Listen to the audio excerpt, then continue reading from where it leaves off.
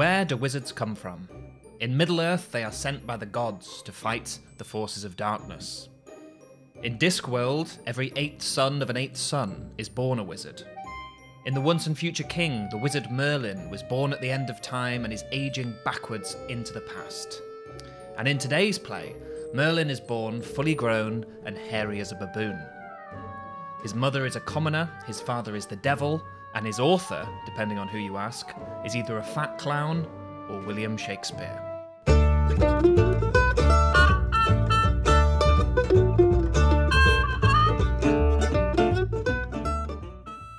Hello and welcome to earreadthis, Edinburgh's most powerful book podcast. I'm Ash, your host, and today I'm talking about The Birth of Merlin by William Rowley. This Jacobean play is one of doubtful origin and some would say dubious quality, but nevertheless of great interest on account of its contested authorship, its radical spin on Arthurian material, and, as some critics argue, its unusually progressive attitude towards sex. All of which will be discussed on today's episode. The Birth of Merlin, or The Child Hath Found Its Father, is not often performed. In 1989, this play was staged during an arts festival in Mold, North Wales, and subsequent to that I've been able to find reviews of 2 American university productions in the last decade, along with a review from 2013 of a performance at Shakespeare's Globe by the Red Not Dead Company, who specialise in performing forgotten or unknown plays from between 1558 and 1642. However, with uncanny, prophet-like timing, the Treehouse Shakespeare Company from Virginia have just staged what sounds like a really entertaining production of the play. I'll leave a link to Peter Kerwin's review. It serves not only as a good primer in the background of the play, but also makes a case for why The Birth of Merlin deserves to be taken seriously and staged more often. Assuming, like me, you weren't able to catch the performance and haven't seen the play before, there is also an audio version made by LibriVox, which I will link below for anyone interested. I very much enjoyed the LibriVox version. There's a couple of eccentric vocal performances, particularly Todd. Away, follow me no further. And another role that appears to be taken by Andy from Twin Peaks. He that will climb so high must leave no joy beneath to move his eye. I will also try to remember to link a clip or two I found on YouTube of the play being staged. Speaking of productions, according to N.W. Borcutt, The Birth of Merlin's first performance was at the Curtain Theatre in Shoreditch in 1622. The Curtain Theatre was where the Chamberlain's Men, Shakespeare's company, performed their new works from 1597 until 1599, when they relocated to the newly constructed Globe. So we're talking over 20 years after that, after their move, 1622, the performance date given by Borcutt. However, the play doesn't appear in print until 1662, so another 40 years later, and by this point, over 30 years after the death of Rowley. So who was William Rowley? He was an actor-dramatist who worked for most of his career with the Prince Charles Men, haven't said Prince Charles in a while, later joining the King's Men at the Globe. As an actor, he appears to have specialised in clown roles, in particular fat clowns, flesh out his resume. In 2 Thomas Middleton plays, The Inner Temple Mask and A Game at Chess, Rowley took the juiciest roles, the fattest roles, playing respectively Fat Bishop and Plum Porridge. And the appearance of fat clown parts in his own plays indicate that he probably wrote them for himself as well. These include Bustopher in The Maid in the Mill and the clown in today's play, The Birth of Merlin. Although our clown is not fat by name like those other parts, we know he's fat by nature from references in the text. Travelling with his pregnant sister Joan in tow, he refers to the two of them as a couple of Great Britons you may see by our bellies.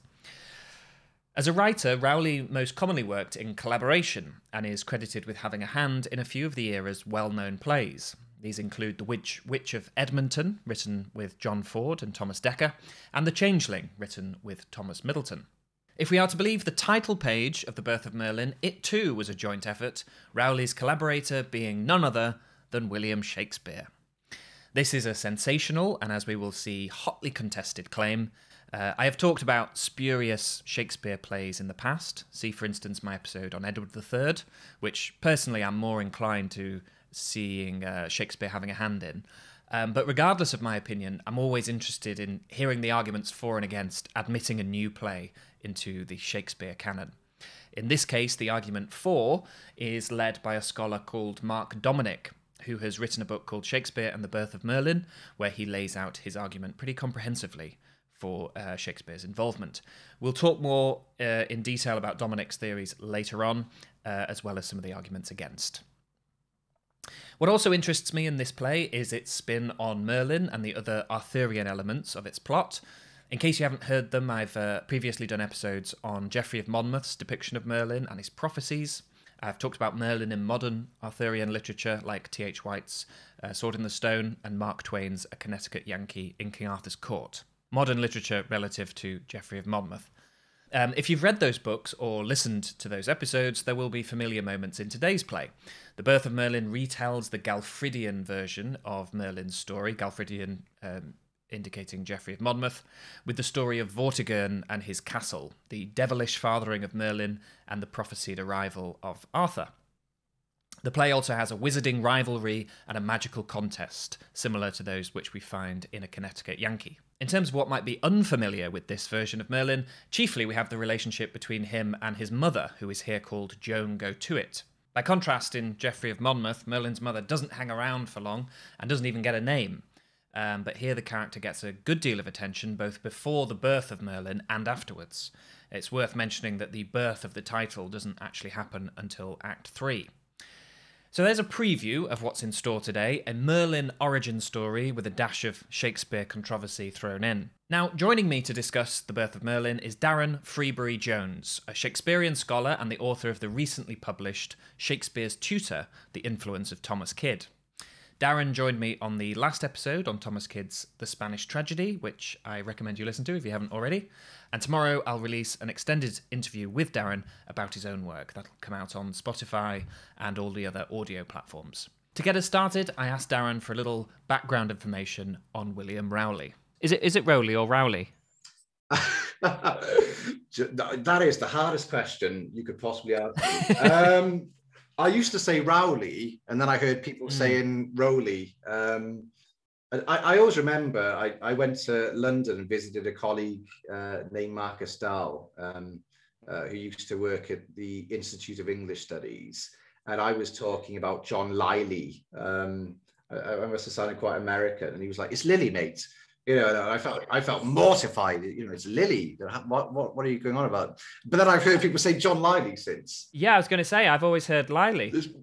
Oh gosh. Oh, this is a shock to me. I think maybe I've been going wrong for years. But let's say Rowley, because that's how I've heard it pronounced. But you know, think of your Ben and David Crystals. Who knows how those names were pronounced during the early modern period. So William Rowley, yes. So what's his background like? Where does he fit in on that timescale we discussed in the previous episode on Thomas Kyd? Is he roughly contemporary with Shakespeare, or a bit before or later? He's a lot later than Thomas Kyd, and he is. Yeah, he's contemporary with Shakespeare, but he's also later than Shakespeare. He's very much a Jacobean dramatist. I mean, he was born around 1585, and then he died in 1626. So that'll give you a good indicator that, you know, he was born about 5-6 years before Shakespeare started his writing career in London. So significantly younger than Shakespeare. And then he died 10 years after Shakespeare. Yeah, and he's another. I mean, we've already talked about Kyd and Shakespeare a fair bit. But he's another actor, author, and he collaborated a lot with other playwrights. Do we know specifically who he had collaborations with? We've got a good idea. I mean, he collaborated with almost anyone and everyone, I think. Really? And he's probably best known for writing works with more successful writers. You know, your Thomas Middletons, your John Websters, your Thomas Haywoods, your Philip Massingers, your Thomas Deckers, your John Fords, your John Fletchers, your George Wilkinses. So he was an incredibly collaborative dramatist. The Birth of Merlin organises its plot along 3 planes. The future of Britain is the concern of the royal plot, involving King Aurelius and his brother Tutor in their fight against the Saxons. Eventually on this royal plane we get to the story of another king, Vortigern, or Vortiger as he is sometimes spelt. At the beginning of the play, the Britons, led by Aurelius, have just scored a terrific victory over their enemy, the Saxons, thanks in no small part to the intervention and assistance on the battlefield of a holy hermit called Anselm. Manifesting clear and glorious beams, Anselm has made it appear as if the Britons were marching in fire, terrifying the Saxons into submission. Beaten, the Saxons have now requested a truce, which Aurelius is keen to accept, undeterred by the warnings of advisers like Donobert. No man leaves physic when his sickness slakes, but doubles the receipts. The word of peace seems fair to bloodshot eyes, but being applied with such a medicine as blinds all the sight, argues desire of cure, but not of art. Beneath this royal plane is the romantic plot involving the marital status of two noble sisters, Modestia and Constantia, daughters of that same Donobert. The characters contained within this plane are lower than royalty in status, yet their machinations nevertheless reflect and possibly influence the royal scheme from below. As Donobert moves between these two planes, we see how his attitudes in one are challenged in the next. We first see Donobert cheerfully marrying off his daughters, contrary to their wishes, but when we next see Donobert, it is he who is bewailing a marriage for being too hasty. King Aurelius has fallen for the Saxon ambassador Artesia, and Donobert is not happy about it. Finally, you have the comic plot involving the clown and his pregnant sister Joan Go-To-It, endeavouring in a series of bawdy and sometimes violent scenes to find the father of Joan's child. And again, this lowest ranking plane has, if anything, even more influence on the planes socially higher than it, hence the play's subtitle, The Child Hath Found Its Father. The fact that this subplot overwhelms the play has led to what David Nicol calls critical confusion about what the main plot is. The levels of the plot, or planes as I've described them, are not unusual in Elizabethan and Jacobean theatre. There is a similar organisational pattern in A Midsummer Night's Dream, for instance, with characters grouped by status, pursuing separate ends, but nevertheless crisscrossing with one another thematically and structurally. Characters from different planes have parallel objectives. In his first appearance, Prince Tutor is in the wood, seeking a woman who has bewitched his sight. He later discovers this woman is that same Saxon Artesia, who has, by the time Tutor sees her again, become betrothed to his brother, King Aurelius, causing a kind of incestual love triangle, typical of Arthurian romances. But before this, still in the wood, he is approached by Joan Go-To-It and the clown. These two are trying to find the father of Joan's unborn child, who Joan describes as a gentleman she met during the last great hunting. Tutor is appalled at the suggestion that it might have been him, he scornfully rejects them, and in fact he beats Joan, an aspect of Jacobean stage humour which doesn't really translate to modern audiences, something we feel a bit queasy about, the spectacle of a woman being beaten on stage for kind of farcical laughs. Have to remember, Joan Go-To-It would have, of course, been played by a man, or a boy, but that doesn't fully excuse doing it. But despite the beating and Utor's scorn, the two of them, Joan and Tutor, are in very similar predicaments. Both have become romantically entangled with a villain. Artesia and the Saxons eventually poison King Aurelius, and the father Joan is seeking is finally revealed to be the devil himself. And throughout the play, you feel these sorts of rhymes across planes of the plot, a kind of system of references gesturing at a wider scheme. Just to give you an example of how the play returns to a motif, Tutor invokes Narcissus in that first appearance. He talks about this woman he's seeking like an echo, compares her to an echo in the wood.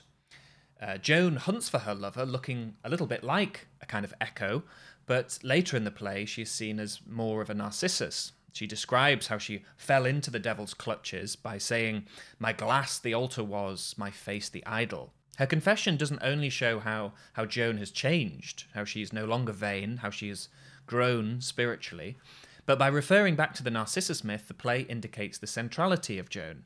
This is her story, not Prince Tutor's. The play presents and contrasts many different kinds of toppled or subverted hierarchies. We begin with the Britons defeating the Saxons quite by surprise, despite overwhelming odds, thanks to, as I said, Anselm.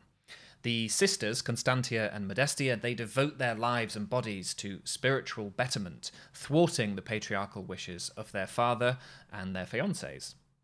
This subversion of theirs is contained within the wider upheaval taking place on the royal plane, the younger brother Tutor taking Aurelius's place, the ultimate toppling of the Saxons, and the defeat of Vortigern, paving the way for Arthur, the king that will unite the Britons. This theme is summed up in the defining image from that Galfridian tale of Vortigern, falling stones and weak foundations.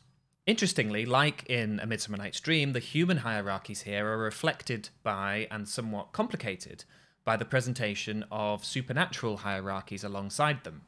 To mirror Theseus and Hippolyta, we have Oberon and Titania, characters who, like Merlin, are clearly more powerful than Uter or Aurelius or Vortigern or Theseus, and so they unsettle our sense of the mortal order. We don't quite know where they fit. In this play, religio-pagan hierarchies, whatever you'd like to call them, are suggested by the magical characters. Anselm, the holy hermit, Proximus, the Saxon magician, Merlin, and of course the devil himself, who is another toppled king. Merlin doesn't just find his father, he defeats him. Megan Lynn Isaac has written that the play is frustrating because it seems to promise a very thoughtful organisation. Not only are there 4 clear plot lines within the play, Constantia and Modestia's romances, Joan's attempt to find a father for her child, Aurelius and Uter's entanglements with Artesia, and Vortigern's struggle to hold the kingdom. I'm just going to pause there for a second. I've been talking about planes. I just don't want to confuse you with the 3s and the 4s. I've talked about these sort of socially structured planes of characters, whereas Isaac talks about plot lines, and so she counts Vortigern's story as a new one, making it 4. Whereas I'd say since Vortigern is a king, is sort of Welsh king of Britain, so like Aurelius, even though he has his own plot, I would say he exists on that plane. But anyway, Isaac goes on. There are also 4 distinct representations of female chastity: virginal Modestia and Constantia, pregnant Joan, married Artesia, and adulterous Artesia. There are 4 models of kingship: Aurelius, Vortigern, Uter, and Arthur, and 4 examples of magicians: Anselm the Hermit, Proximus, Merlin, and the Devil. These 4 are involved in the dramatising of 4 escalating magical contests that eventually demonstrate not only Merlin's moral legitimacy, but his superior magical strength as well. In terms of finding a kind of uniting theme, we might also consider that the child Merlin finding his father, the devil, leads anachronistically to the infant country of Britain finding its own father, its future father, Arthur. Alison Findlay has written, with curious paternal pride, the devil pushes Merlin into his prophetic fate and the national limelight by sending him to aid Vortigern. So the devil kind of plays a part in pushing Merlin towards his destiny and leading to the reign of Arthur. Now, it was conventional with these socially stratified plays to begin at the top and work down. In A Midsummer Night's Dream, we meet Theseus and Hippolyta first, who are joined by the noble lovers, and eventually we meet the mechanicals. So first the audience gets the wide view of the nation, then the court, and then the earthiest sort of sensual characters. Now, The Birth of Merlin immediately abandons this by beginning at its second level, with the nobles. We meet the 2 daughters of Donobert, Constantia and Modestia, who are being courted by Cador and Edwin, respectively. Donobert happily gets one daughter married off to Cador, that's Constantia and Cador, and then the Duke of Gloucester approaches him and asks if the other daughter might be free to marry his son, Edwin. Noble Edwin, says Donobert, let it suffice. What's mine in her speaks yours. For her consent, let your fair suit go on. She is a woman, sir, and will be won. Modestia, however, expresses doubts in a speech at the end of this first scene, saying, if what the sense calls pleasure were our ends, we might justly blame great nature's wisdom, who reared a building of so much art and beauty to entertain a guest so far uncertain. Mark Dominic has written, if one were to insist on finding a theme of The Birth of Merlin, one might say that its controlling idea is the superiority of a commitment to spiritual chastity over sensual indulgence. However, the play achieves limited success in its advocacy of this idea. Just to offer an alternative, rather self-referential theme, the question of paternity chimes quite appealingly with the play's own vexed authorship question. As Megan Lynn Isaac has written, just as in the play, Merlin's mother spends most of the first act inquiring of every man she meets whether he might have fathered her child, Beaumont, Fletcher, Ford, Middleton, and Dekker, among others, have all been subjected to the literary equivalent of a blood test. So to dive into the authorship question, let's look at where the Shakespeare attribution theory begins and get Darren's take on it. Wanted to obviously ask a little bit about the inscription that's on the 1662 quarto. Actually, is it a quarto? I can't remember. But the 1662 version, which says William Shakespeare and Rowley. Is that a bit of a stretch, or do you think there's a good reason to think Shakespeare might have had a hand in this? No. No. Just trying to sell a few copies, do you think? So yeah, you've got that 1662 first edition of the Birth of Merlin. And that was printed by Thomas Johnson for the booksellers, Francis Kirkman and Henry Marsh. And the title page, like you say, attributes the play to Shakespeare and Rowley. So what that makes the Birth of Merlin is actually just one of two plays published in the 17th century, if I remember it correctly, as a Shakespeare collaboration. And the other one is The Two Noble Kinsmen, which was printed in 1634, and which we do recognize as a Shakespeare and Fletcher collaboration. But let's talk a little bit about Francis Kirkman, right? So this is a chap who appears in many roles in the English literary world of the second half of the 17th century. He appears as a publisher, a bookseller, a librarian, an author, a bibliographer, and his publisher output extended to most popular genres of the period. But I've heard him described as hovering on the borderline of roguery. I'll tell you an interesting play I worked on after I completed my PhD thesis at Cardiff University in 2016.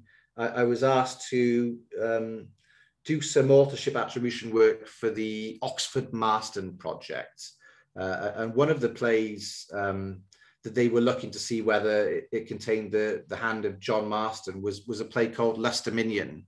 And I think I established that the play probably doesn't contain Marston's hand, and it was a collaboration between Thomas Dekker, William Houghton and John Day. But what's interesting about Lustaminian is that it was attributed on its title page in 1657 to Christopher Marlowe, which read the play, that's absurd. And who came up with that attribution? Well, it was Francis Kirkman. So I think, as you say, I think the later publishers recognized the marketing potential of Shakespeare's name, and that 1662 quarto attribution of the Birth of Merlin to Shakespeare is demonstrably erroneous, because we know that it was licensed as a new play in 1622. Now, there aren't many things I would put past Shakespeare, Ash, but writing beyond the grave is probably one of them.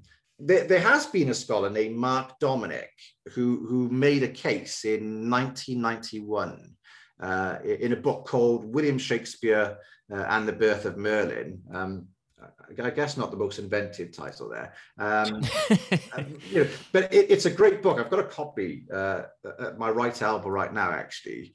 It's a great book. And I've got to be honest, it's probably one of the studies that got me interested in early modern authorship studies. So I think it's a great book. But truth be told, I think Mark Dominic merely succeeds in showing that Shakespeare and Rowley shared some common words and images during the period. There's nothing in the Birth of Merlin that's indicative of Shakespeare's hand. Certainly Shakespeare's influence, as we see in so many Jacobean texts. There's a scene which my memory is a little bit hazy. I don't know if you remember, where they start talking about walking like a crab or something. And it really closely resembles that moment in Hamlet. What's the line? You would be as young as I, if like a crab you could walk backwards. So you see the influence of Shakespeare, but in terms of verse style and language and dramaturgy, it's clearly not Shakespearean. No, it feels a lot more ceremonial. It's sort of chunks of sort of prose and then verse, almost like it's got a bit of a strange kind of tableau effect. You know, you don't really, in a lot of scenes, you don't really build up any rhythm, anything like what you were describing on our episode in Kid and those, you know, rapid fire lines. It's oh no, yeah. it's not got the kind of complex structure of your Kidian tragedy. You can tell Rowley is really enjoying himself whenever the comic scenes are taking place. And as a reader, I've got to say I enjoy the comic scenes more than those involving royalty or aristocratic characters. As I mentioned in my introduction, the most comprehensive case for Shakespeare's involvement in the Birth of Merlin is made in Mark Dominic's book. So I wanted to have a quick look at his arguments and then take in some alternative theories as well. Dominic dates the composition of the play to around 1613 to 1615, which is what we'd expect, given that the first performance date is 1622. Claiming an earlier composition date has the advantage of making sure Shakespeare was actually alive to write it. So 16 to 13 to 15, we'd be looking at very, very late Shakespeare, before he was actually the late Shakespeare. Dominic suggests the play is 4 parts Shakespeare to 5 or 6 parts Rowley. So Rowley's still the lead author, according to Dominic's theory. He details many stylistic commonalities with Shakespeare's later verse, which has more run-on lines, less rhyme, and fewer feminine endings. Dominic gives an extensive list of common vocabulary between the Birth of Merlin and Shakespeare.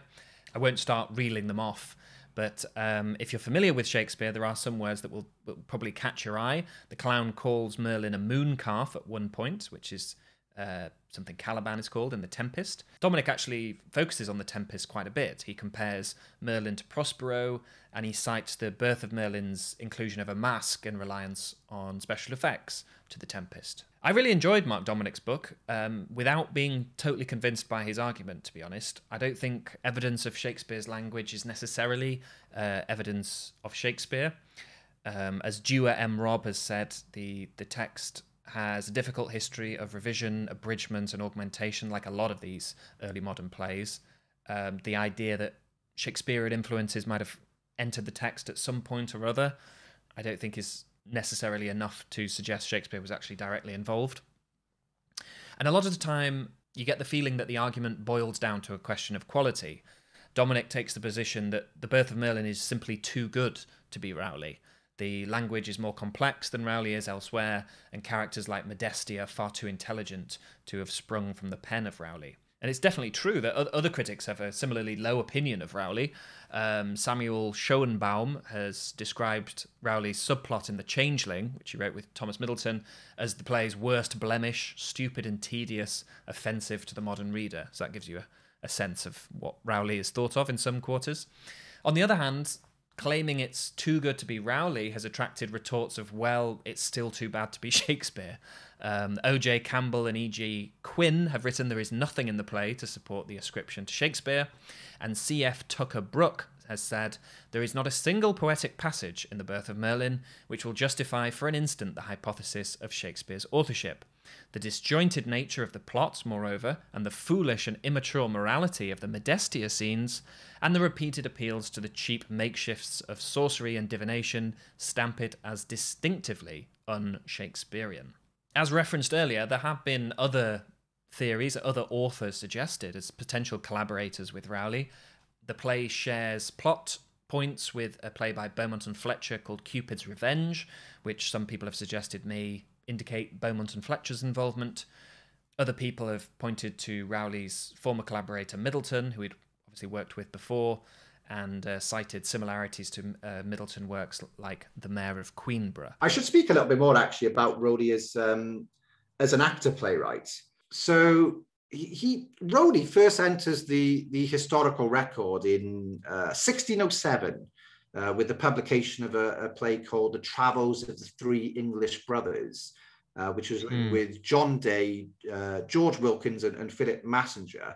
And what's quite notable is Rowley's always thought of as a comic playwright, but it was actually John Day, not Rowley, who supplied the comic material for that play. So I think Rowley exhibits a flair for darker material too, I reckon. You know, he could deal with tragedy as well as comedy.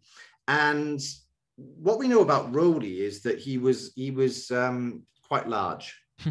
And so this led to appearances as clownish figures like Plum Porridge in the inner temple mask, and the Fat Bishop in a game at chess, which were both written by Thomas Middleton. And in his own plays, you actually see Rowley often writing large, oversized comic characters for his performance. It's the kind of comedy that I imagine wouldn't go down too well in the 21st century, but there you go. And what's quite interesting about Rowley is that he didn't restrict his activities as a playwright to what company he was acting with. So we know that in 1609 he joined a company called the Duke of York's Men, which later became the Prince Charles Men. And from 1623 to 1625, I think, he's a member of King's Men, the King's Men, formerly Shakespeare's company, of course. And so Rowley, as an actor, playwright, he would have performed at various playhouses, including the Curtain, the Hope, and the Red Bull. So he's actually an incredibly important figure in terms of theatre history, and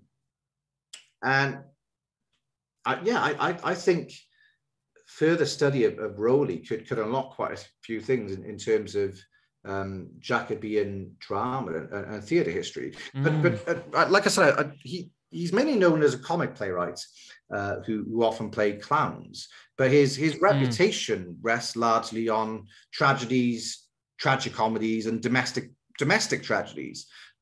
Plays like The Changeling and A Fair Quarrel, which he wrote with Thomas Middleton, and The Witch of Edmonton with Thomas Dekker and John Ford. And what we see in Rowley's plays is a passion for puns on place names and flowers. Rowley likes to reference Wales and Welshmen, which I find quite pleasing. He frequently puns on classical references, and you know, he's got a real penchant for sesquipedalian words.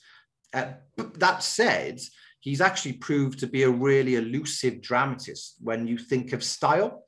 When you think of the kind of textual analysis that scholars tend to employ in order to detect common authorship. So he wasn't as self-repetitive as dramatists like your Thomas Dekkers or your John Fords.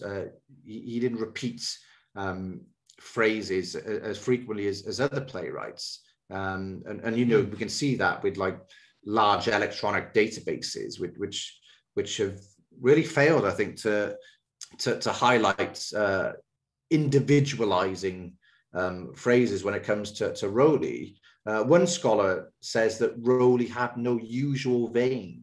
He was eclectic, opportunist, and even to the last, somewhat imitative. And even within one play, his style is liable to vary considerably, which kind of tallies with what you were saying about the Birth of Merlin in terms of it doesn't necessarily feel homogenous. But I think a modern edition of Rowley's works is badly needed, you know, especially given Rowley's significant place as this deeply collaborative dramatist, almost as collaborative as a writer like Thomas Dekker, for instance. But the tricky thing with the new edition of Rowley's works is that it's very problematic trying to determine what he actually wrote.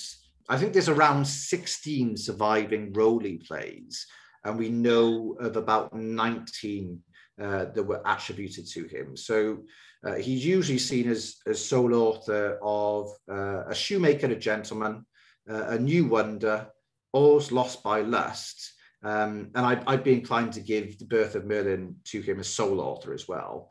And we know of a few lost Rowley plays, like Hyman's Holidays, A Knave in Print, and A Fool Without Book.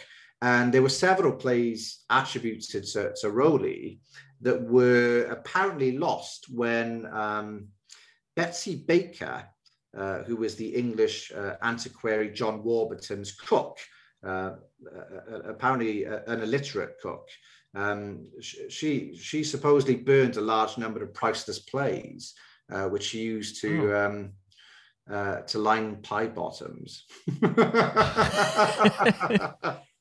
It sounds like the Blackadder sketch. Yeah, yes. With Johnson's Dictionary. Yes, very much so. It's David McInnes has written on this recently. He's produced a fantastic book called Shakespeare and Lost Plays, and I think he kind of investigates the verity of John Warburton's claims there. But I just find it such a fascinating anecdote. You've got this huge list with some plays by Shakespeare apparently on it as well, of these editions and manuscripts and whatnot that Warburton supposedly owned. And then his illiterate cook just chucked them in the oven.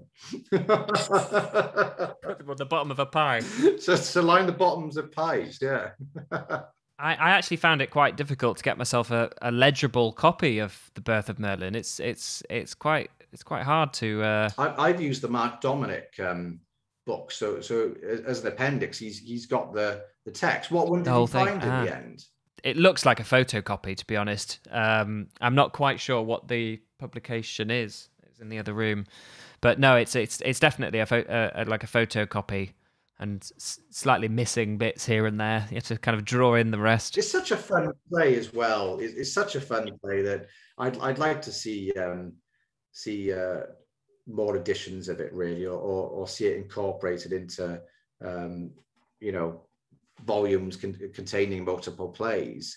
I think it's a crazy play, but it's a great laugh. Another claim made by the title page is that the play hath been several times acted with great applause, and there are those who find that as hard to believe as the attribution to Shakespeare. Arthur Symons, for instance, calling the play crude and lumpish. It is stilted and monotonous in the verse, gross and tame in the prose. It would be pleasant to think that Rowley had no more to do with it than Shakespeare. The great defender of the play, Mark Dominic, as you might expect, disagrees, although he does say that, I confess my estimation of the literary worth of Merlin is higher than anyone else's that I know of. Nevertheless, he says, The Birth of Merlin is rather a good play, judging it against the general run of Jacobean drama. It is funny, colourful, fast-paced, entertaining, and at its best even charming, moving and exhilarating. A rewarding work that deserves more attention than it has received. I would agree with Dominic on all of that, and I direct your attention again to Peter Kerwin's review of this recent production, which, if the review is anything to go by, has proved Dominic right on all of those counts. The bits I liked least are the points where the script sort of smacks wearily of pantomime humour. When Joan and the clown are trying to figure out if Uta is the father of her unborn child, Uta says, Know thee, as I do thunder, hell and mischief, witch, scullion, hag. And the clown remarks, I see he will marry her, he speaks so like a husband. That sort of patter has changed dismayingly little over the centuries. But for each of those moments, there's a line I genuinely liked. Merlin at one point says his father keeps a hothouse in the Low Countries.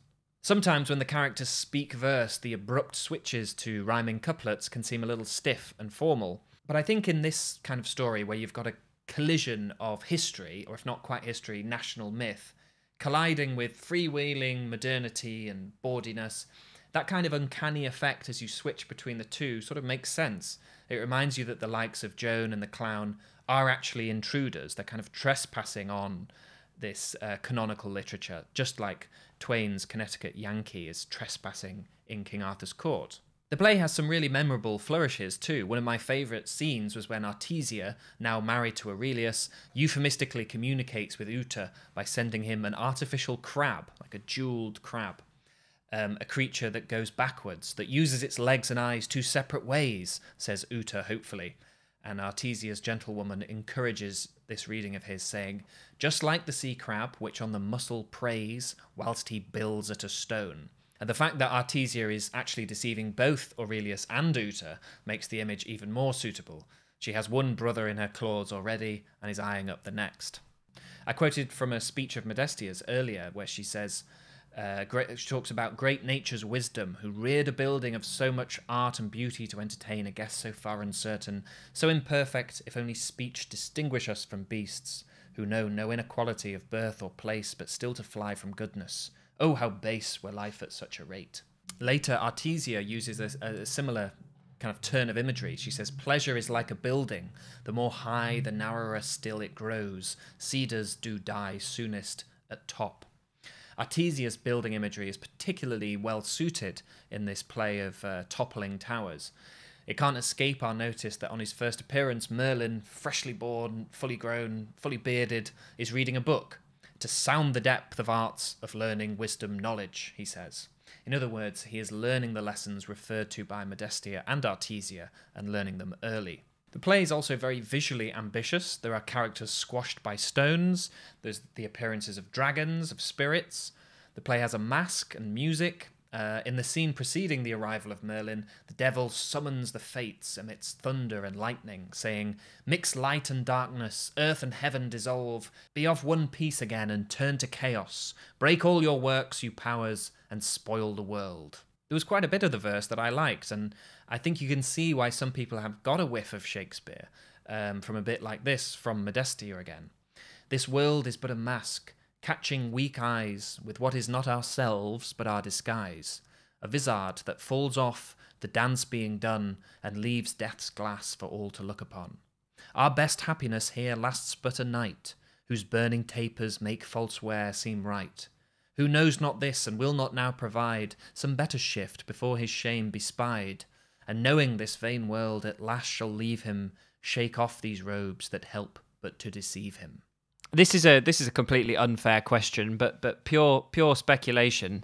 Some of the stage directions in the play are absolutely wild. There's a falling stone at Vortigern's tower crushes Proximus, the Saxon mystic. Just suddenly, a falling stone falls and crushes him. And then we have the red and white dragon fighting it out.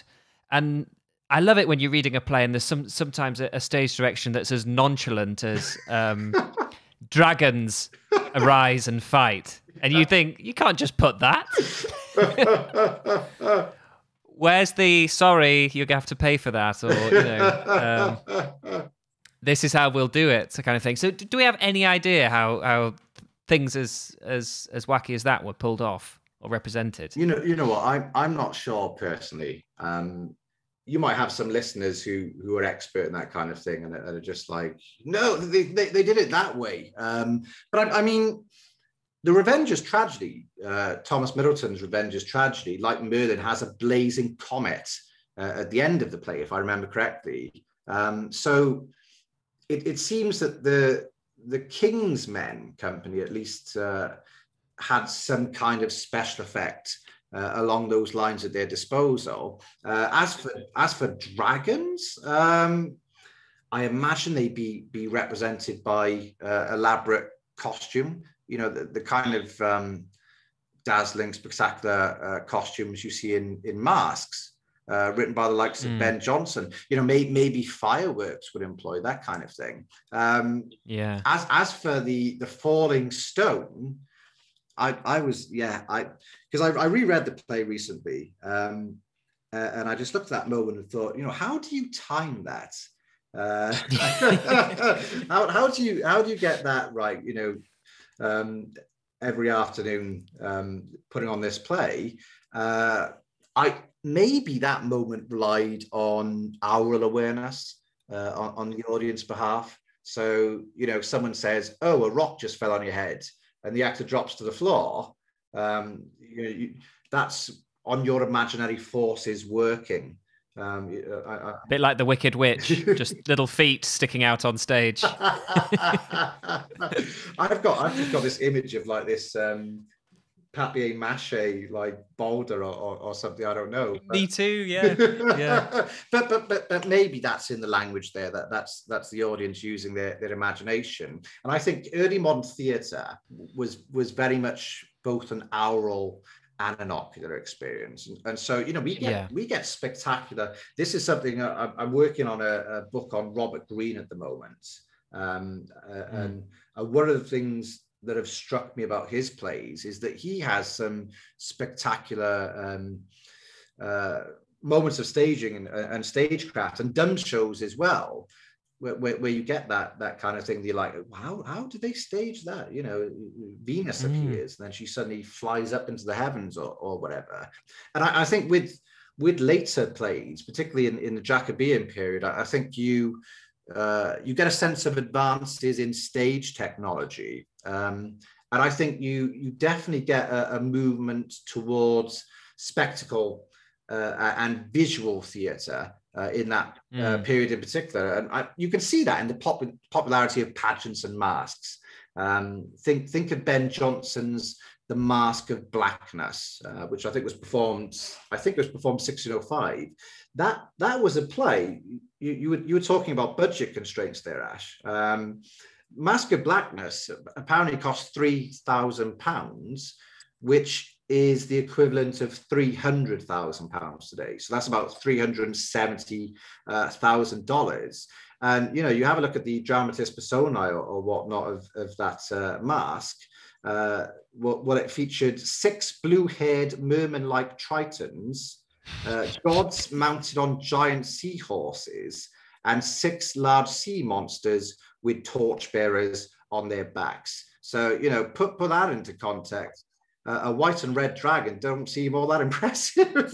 No. Couple of bob, yeah. We've just got a couple lying around, actually. They need the work. As Anita Obermeyer writes, since Rowley's biography is sketchy, it is difficult to ascertain what he might have read. Most scholars agree he was probably not university educated, but in terms of where he got his Arthurian sources from, as well as Geoffrey of Monmouth, he may well have read the Morte d'Arthur, printed by Wynkyn de Worde. Rowley seems to have a bit of a penchant for clown-devil interactions. They occur in the 2 plays he's involved with before the Birth of Merlin, and if he took the part of the clown Simplicity in The World Tossed at Tennis, then the Birth of Merlin won't have been the first time he was squaring off, or perhaps rounding off, with Satan on stage. In terms of what else is particular to Rowley, scholars have been struck by the lack of any apparent source for the characters of Constantia and Modestia, as well as the new flourish in Merlin's family tree. He's not just the son of the devil now, he's also the nephew of a clown, which makes this Merlin, in the eyes of Stephen Knight, not only a patriotic historic seer, but also a folkloric comic trickster. One thing I'm curious about, I've recently done some episodes on Shakespeare, and I'm slightly going back and forth between Shakespeare and Arthurian literature. Do you find it surprising that Shakespeare didn't use more Arthurian material himself? There's a scant references here and there, like in Henry IV, where we get a sudden dash of Merlin's prophecies from, I think it's Glendower. Oh yeah. But not much else. It almost feels like he should have written his Arthurian play. Or it almost feels like there's a blank in the map there. I'd forgotten about that Glendower moment, to be honest. You've got Henry V as well, where you got Mistress Quickly mourning the death of Falstaff, and she's sure that he's in Arthur's bosom. And then of course, in King Lear, you've got that bizarre moment in which the fool character gives a prophecy of a prophecy. This prophecy Merlin shall make, for I lived before his time. But great question, not a question I've really thought about before, but I guess it is a little bit odd that not only have you got scant reference, but Shakespeare didn't turn his hand to to an Arthurian dramatic work, because it was popular in terms of dramatization. So the theatre impresario Philip Henslow lists around 5 plays related to King Arthur that were performed during the 1590s. Why didn't Shakespeare turn his hand to it? Maybe it just didn't interest him, is the really boring answer. I don't know. Maybe the religious turmoil of the time made any Arthurian themes impolitic to use, because as I understand it, the legend of Arthur became very entwined with Catholic dogma, and of course religious language was very volatile at the time. But then, that doesn't account for all these other Arthurian plays that we see.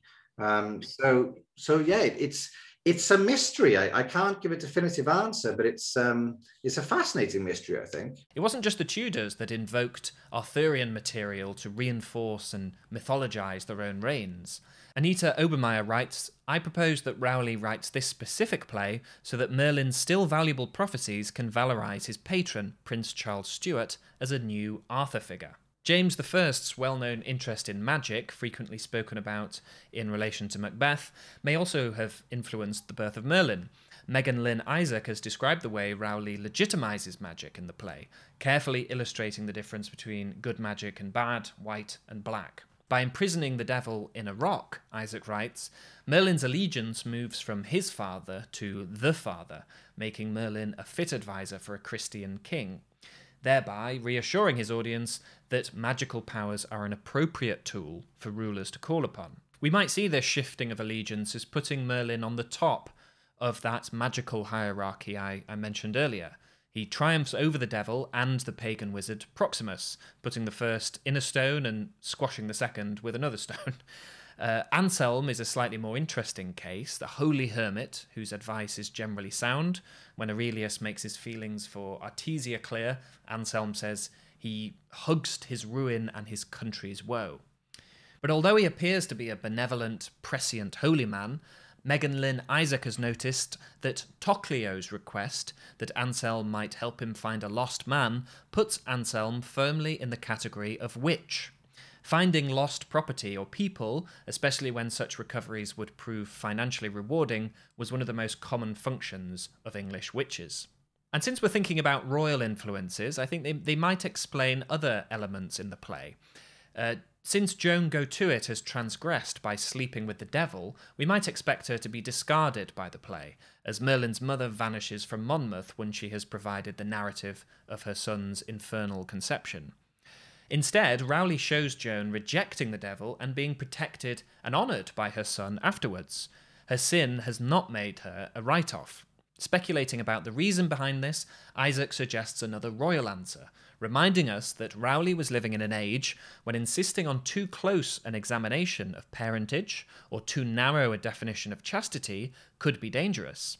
Queen Elizabeth was herself an illegitimate child by some interpretations, and aspersions were also frequently cast on the legitimacy of James I. One of the things I find really, really interesting about this play is its spin on Merlin. I mean, you have certain sort of canonical Merlin events, the Tower at Vortigern, son of the devil, or a devil. But he's also the nephew of a clown. The clown that is it? I read somewhere that it was suggested that Rowley might have played this clown, but when you were describing him earlier as the sort of, a larger one, I can't remember. Are there references to him being a bit large in this? I think there are. There are. Okay. I'm inclined to think not as many as I thought I remembered when I reread the play, but you've got his sister Joan Go-To-It, haven't you? Yes. Best named character in drama ever. And I'm sure I remember there's some kind of joke about how his belly resembles hers, because of course she's pregnant after bumping into a gentleman in the woods who turns out to be a devil with hooves and a horrid head.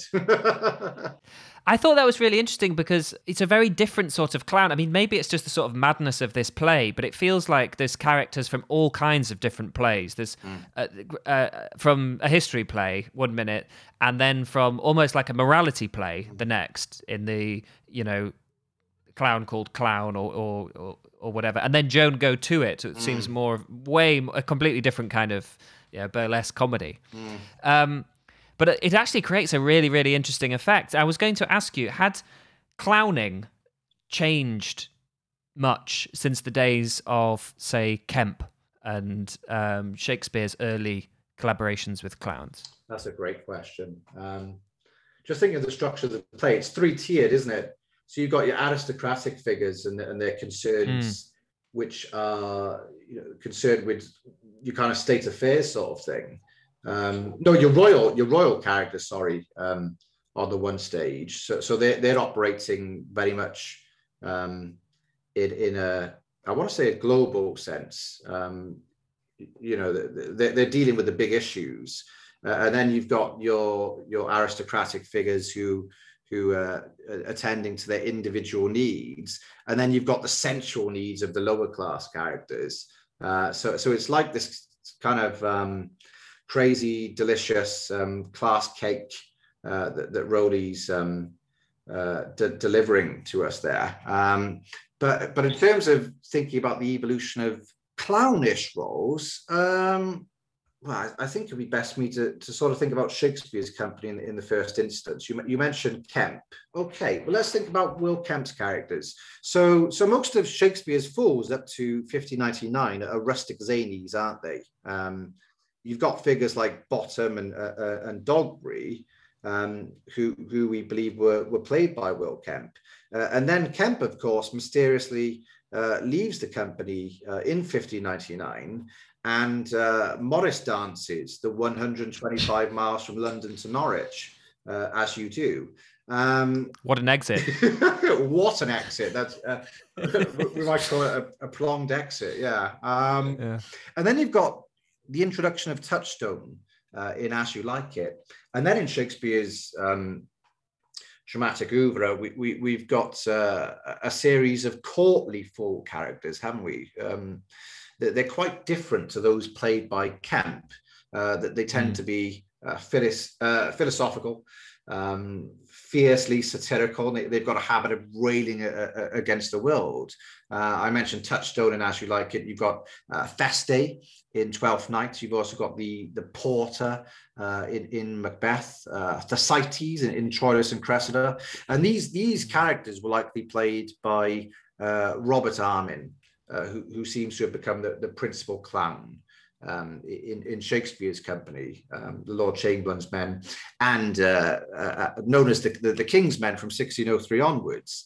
And I don't think we can overstate the contributions that Robert Armin made to the development of Shakespeare's drama, and indeed drama as a whole in the context of Shakespeare's company, really. You've got a whole new fool role was added to the King's Men adaptation of John Marston's The Malcontent in 1604, which was revised by John Webster in order to sharpen that play's satire. This was something that Armin in particular was known for, was playing your satirical, foolish character. So Shakespeare wasn't the only dramatist taking advantage of Armin's distinct comic talents. As for Rowley's clown specifically, Etta Ornott, a scholar named Etta Ornott, has observed that all of Rowley's independent plays have similar clowns, characters notable for their wordplay and buffoonery, and some of them are rustic figures marked by simplicity, native humour, and earthy common sense, which kind of reminds me of Kemp's clowns more than your Robert Armin's clownish figures. David Nichol, who's done incredible work on Rowley, probably the most comprehensive and exhaustive work that's been conducted on Rowley, really. He's shown that Rowley exploited his own stage persona, whether in the capacity of capacity as actor or author, and that Rowley created striking continuities between his roles. So, for instance, in almost all of his plays, Rowley uses a persona based on guileless, plain speaking, and he repeatedly structures his clown subplots in such a way that the final scene contrasts the clown positively with another character. I'm quoting David Nichol there, and he showed that this plot motif of the guileless natural clown being ultimately vindicated by a contrast with another character is seen in a number of his self-written roles. So I guess we see something of an evolution in the vindication, I guess, of clownish figures as commentators. Now that emphasis on clowns as almost omniscient, choric-like commentators, Feste is the first figure that springs to mind. I guess that means less room for ad-libbing, you know? So, you know, some scholars have suggested that Hamlet's advice to the traveling players, let those that play your clown speak no more than is set down for them, is a reference to Kemp's habit of going off script. But I guess the points, I guess the point I'm making, Ash, is that clowns come in all shapes and sizes, even though Rowley's always seemed to have been large. And the kind of comic humor of your Richard Tarletons and your William Kemps, your more natural, your simpleton fools, you know, that's still endured with audiences, I should think, just as it does today.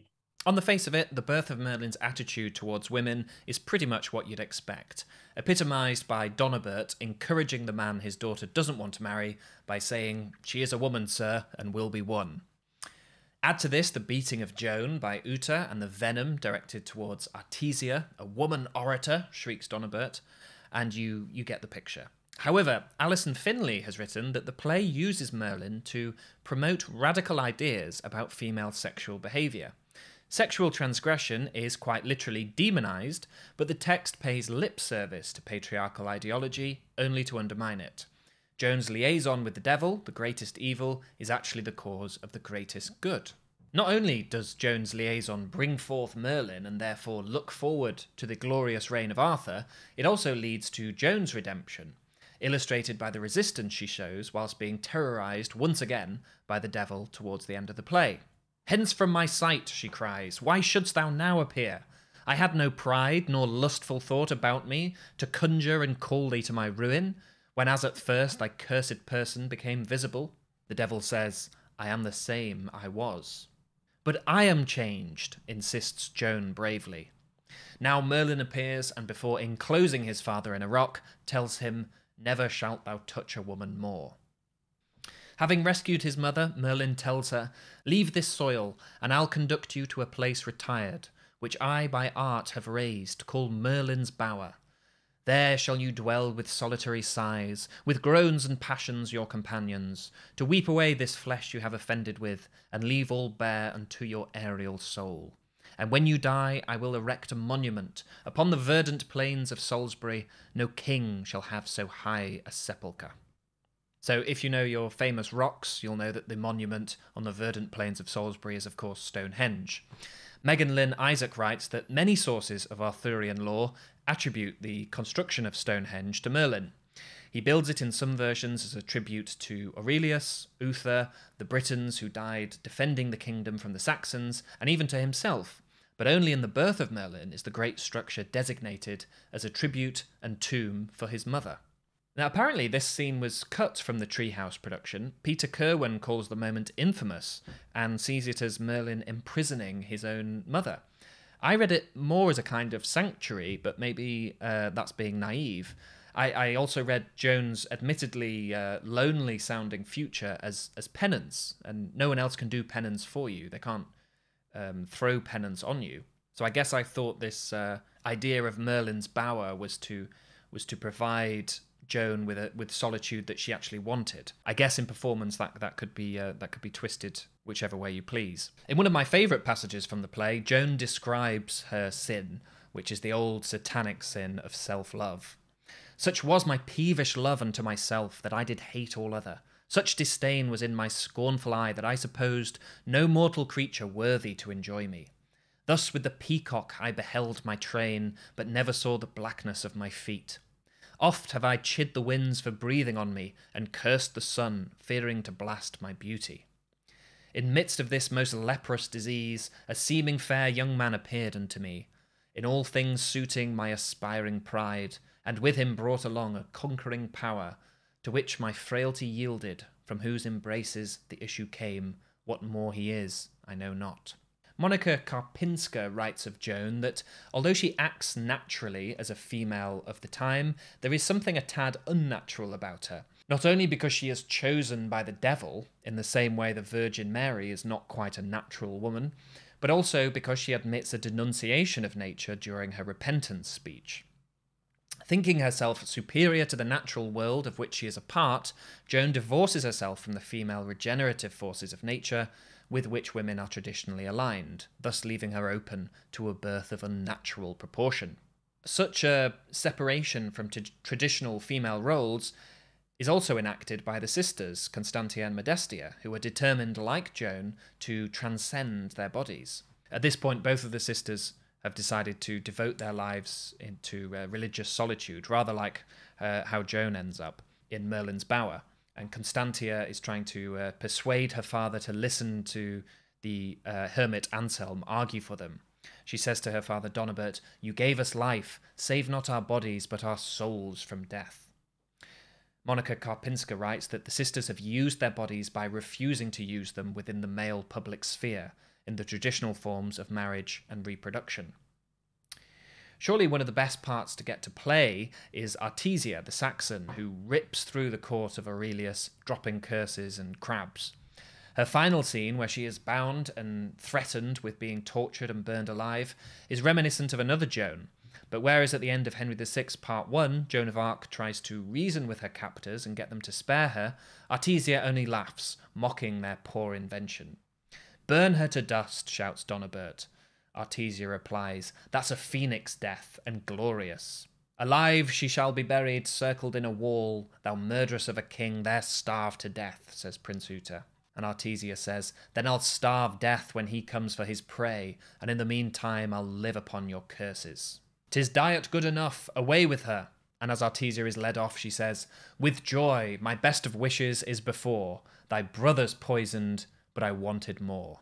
Fascinating. I'm really pleased to hear you say that about the vindication part in particular, because it really struck me how, in contrast to those early clowns, how integrated the clown was into the plot. I thought it was another really interesting spin on that quite well-known story of Merlin. That is, the whole reason that he comes to Vortigern's tower is because his mystics have said you need to find a son that has no father.